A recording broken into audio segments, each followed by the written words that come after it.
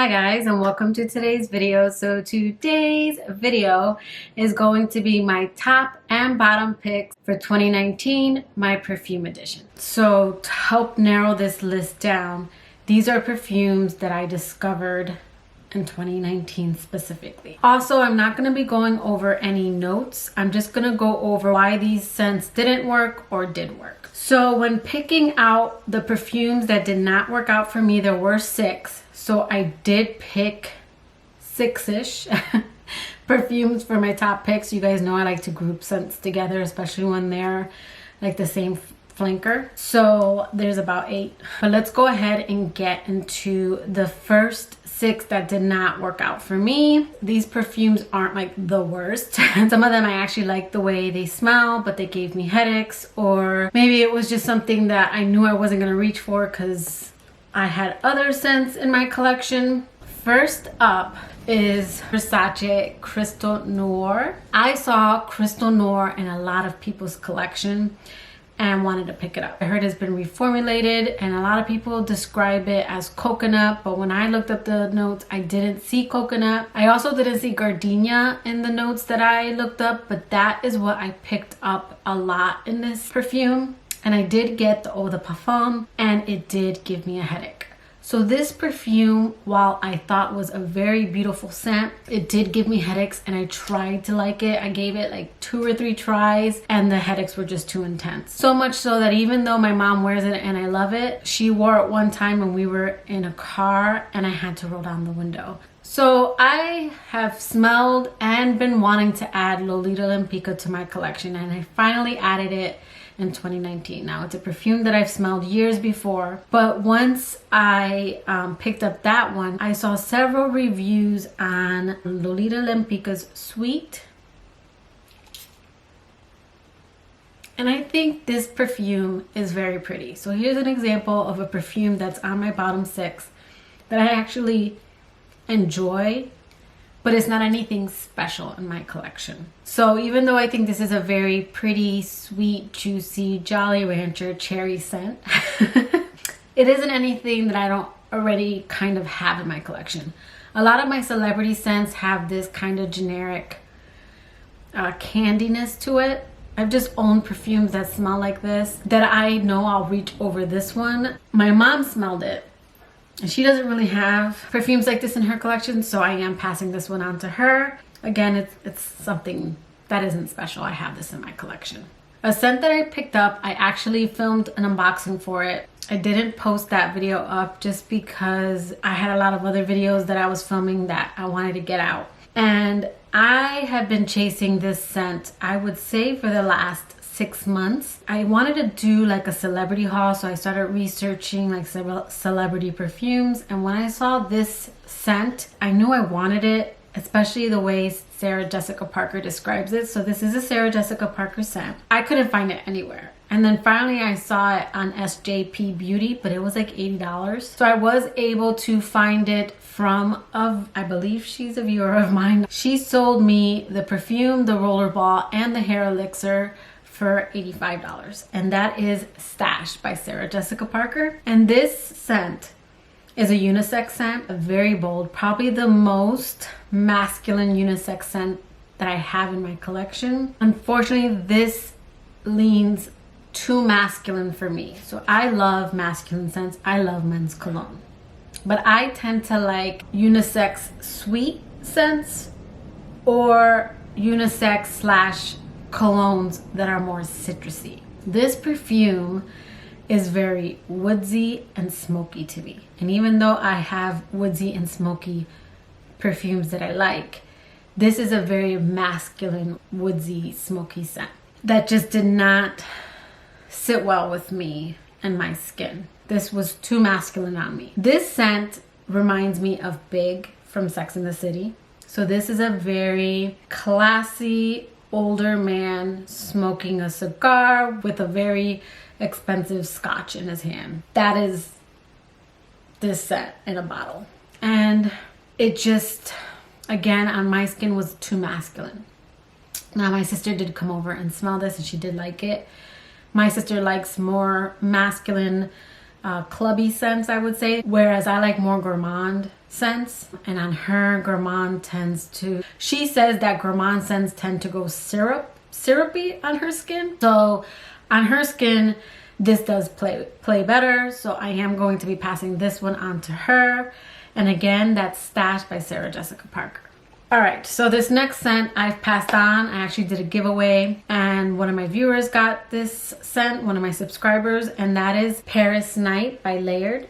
They are a perfume company that does like single notes that you can layer together, as well as they do dupes. And they did a dupe for Guerlain by Mon Guerlain. Now I do own Guerlain by Mon Guerlain, and I don't find these perfumes to be similar. However, there are people who do smell the similarities.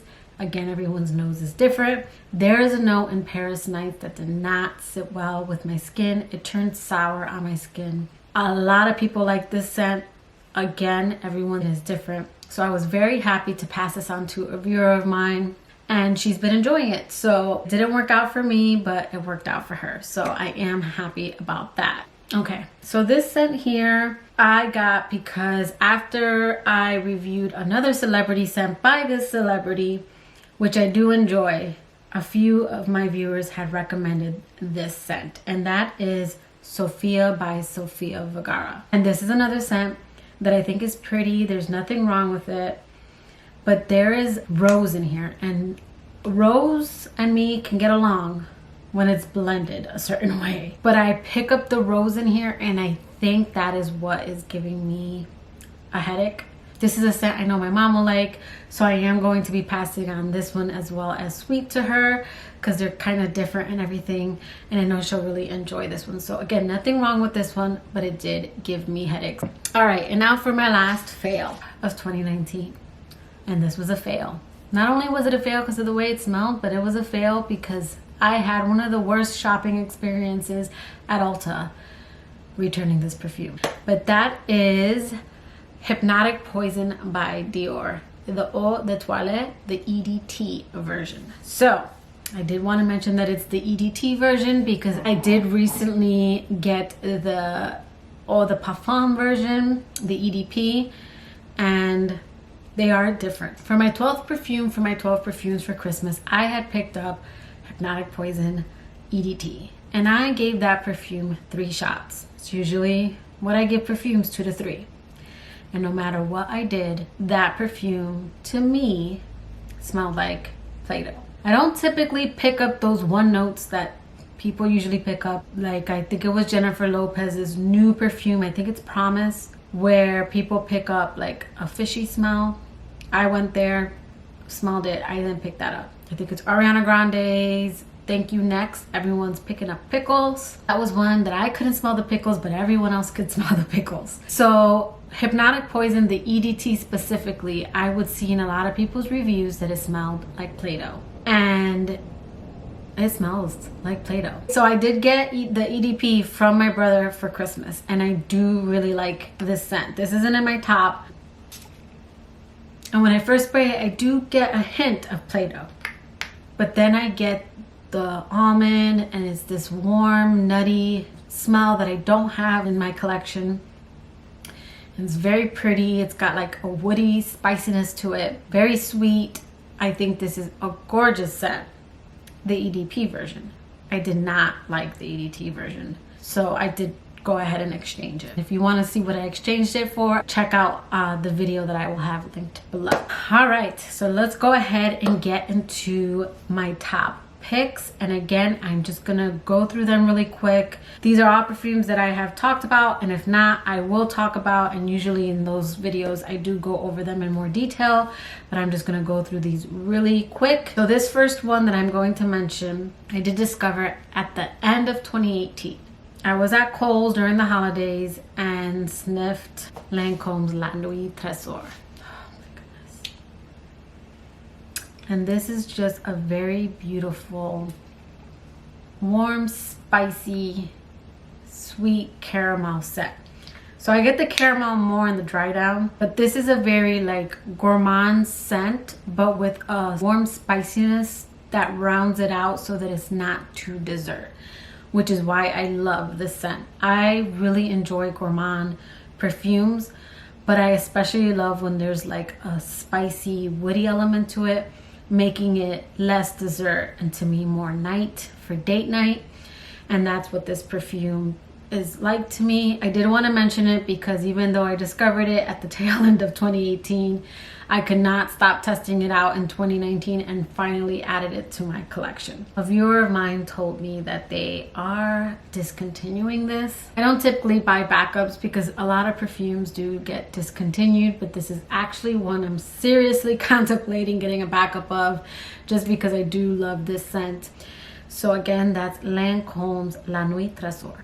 So I'll be sad when that happens. All right, I bought this one, I want to say around summertime, and I know this has been featured in people's more like fall. This was in my fall, but to me this is definitely a year-round scent. That is Dolce & Gabbana's The Only One.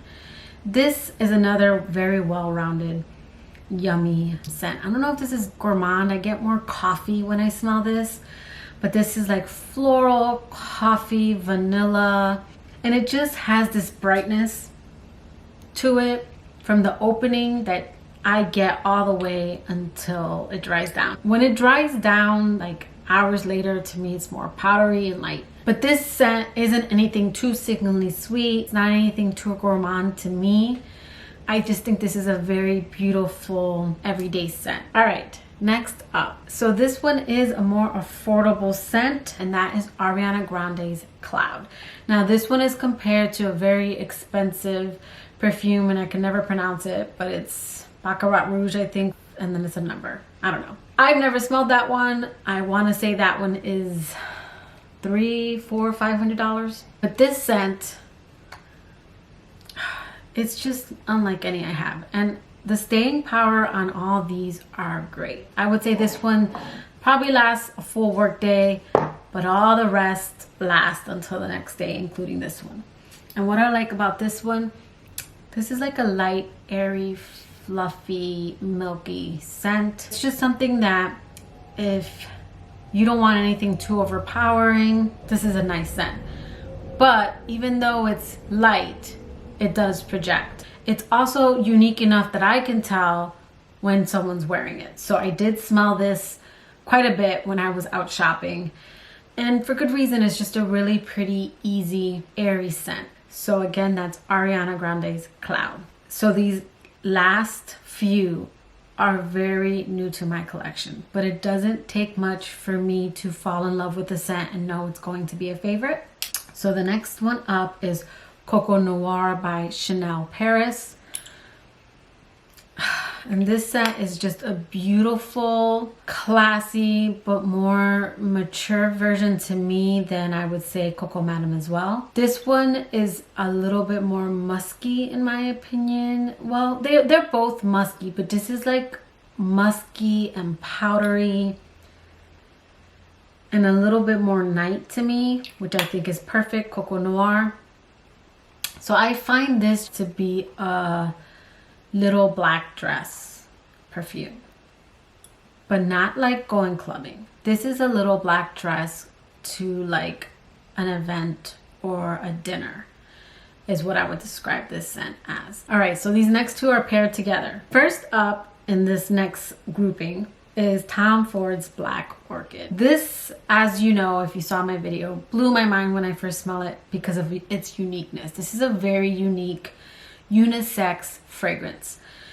It's very deep, very heavy, very spicy, incensey, patchouli. This has a lot of notes in it. A lot of stuff going on in this bottle gets in my nose. So for Christmas, I did get Tom Ford's Velvet Orchid. And a lot of people said it was a lighter version, but this ain't light. I'm gonna tell you that right now. This is still a very deep scent in my opinion, but it's feminine. So whereas this is very much a unisex scent, and if you don't like unisex, you might not like this one. This is a very feminine but bold scent in my opinion. This isn't your normal floral scent. This scent here is a bold floral scent. So it's not your girly floral scent. This is like your grown ass woman floral scent. You're grown with this one. And this is very beautiful. So I did wear, we were going to my aunt's house for our yearly Christmas breakfast event. Got ready for that and popped on Tom Ford's Velvet Orchid. My sister got me this one for Christmas and I instantly fell in love. I came home, resprayed this, went back out to my dad's Christmas dinner, and I could not stop smelling my wrist. This is a very, very beautiful scent and I just love it. I would definitely say that I like Velvet Orchid over Black Orchid. But I did want to mention them because they're both very beautiful. They last very long. All right, now for my last perfume. And this one is my favorite of 2019. Not that any of these were in any particular order, but this is my favorite. The one I'm going to mention is Delina by Parfums de Marly. Before I get into this one, I want to talk about how I got to this. So this is an honorable mention. If it wasn't for this perfume, I probably would have never discovered this one. So Layered had reached out to me so that they could send me some perfumes to review on my channel, and I will also have that video linked below. And they sent me First Kiss. I knew I wanted to try First Kiss because I've seen Delina featured in so many videos, but I just was not going to blind buy a $200 perfume. So when they were going to send me this, I got super excited to try it. And when I tried this perfume, it blew my mind. It was unlike anything I had in my collection. I mean, this perfume is gorgeous. So once I smelled this, I needed to know what Delina smelled like. So Fragrance Net had these little travel sprays. So at initial spray, I get a little more alcohol. And this is the Layered side. I get a little bit more alcohol. And there's also a peppery note. I believe both of these have incense in them, but I pick it up more on the First Kiss, which I think is beautiful. But it's actually the note that's in this scent as well as a lot of scents from Layered that doesn't sit well in my husband's nose. So there is kind of like an incense type of note that he picks up on the Layered fragrances that he's not crazy about. I actually like them, and you definitely pick it up when you spray it. To me, they start to smell similar after an hour. So once this dries down, and to me this peppery note kind of dries down a little bit, that's when they smell very similar. I don't think this is an exact dupe, but it's a pretty darn close one for my nose. This is definitely one that if you do not want to spend the $200, this one I believe now is $64, $65. It used to be $54, $55, but they actually raised the price up because I believe the price of the oil went up that they use, like the different perfume oils. That does make it a little hard for me because I am a savvy shopper. I do like to look for sales, and to me that kind of kicks this out of the more affordable range, but it is more affordable in comparison to something like Delina. I think it's a pretty spot on dupe. I would say it's about 90-95% close. Again, there's a peppery note in here that I get an initial spray that dies down. Now my husband can smell the difference. I've tested it out. I've put one on each hand. He's always picked Delina. Even when I wore one out, he knew it was Layered fragrances. So he does really enjoy Delina. So let's go ahead and open up this beautiful box. So my mom did get me Delina. My mom heard that this was a perfume that I wanted to add to my collection. But when I first saw this perfume in videos, I thought this was plastic. This is actually glass because it looked very, I'm like, that looks cheap. But this is a glass bottle, and this is a very heavy top. So this perfume is just very feminine to me. What I love about this perfume, and this is my top pick for 2019, it's my number one, is that it's an expensive perfume, but this is a year-round, any time of the day scent. which I think is incredible. This is a scent that you can wear during spring, you can wear in colder months. The notes that you pull out are perfect for literally any time of the year. This is a beautiful going out scent. This is a beautiful date night scent. Again, this is a scent that my husband loves. It smells expensive. Is it worth the money? I don't think perfume should be $200, $300, $400. I don't think palettes that I own should be $60, $80, $100. Would I spend?